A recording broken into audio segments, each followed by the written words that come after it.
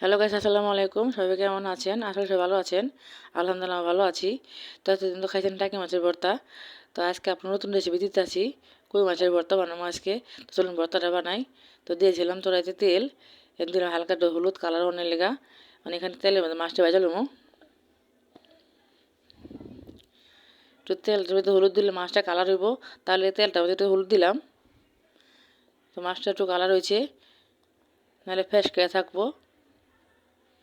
তো মাছটা ভাজা হয়ে গেছে, নামাইলাম।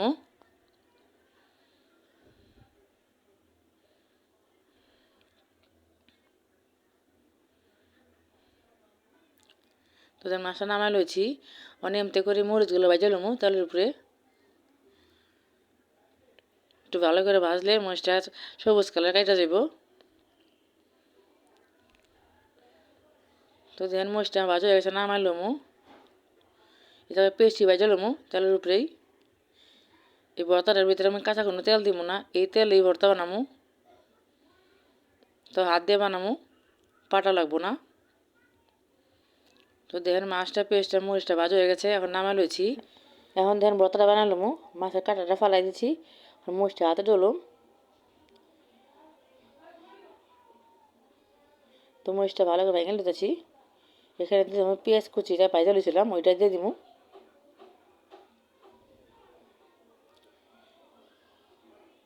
পেস্টটা মাখা হয়ে গেছে, এখন ধনেপাতাটা মাখা দিব। এখন এখানে মাছগুলো মাখা ফেলাম। আমার মাছটা সুন্দর করে এবার মাখবো এই জায়গায়।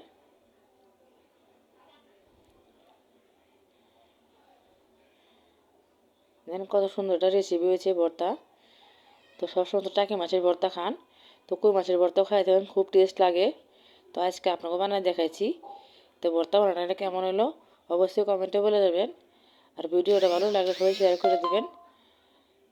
তো সবাই ভালো থাকবেন, সুস্থ থাকবেন। আর ভালো ভালো ভিডিও পাইতে গেলে অবশ্যই চ্যানেলটা সাবস্ক্রাইব করে দেবেন। আসসালামু আলাইকুম।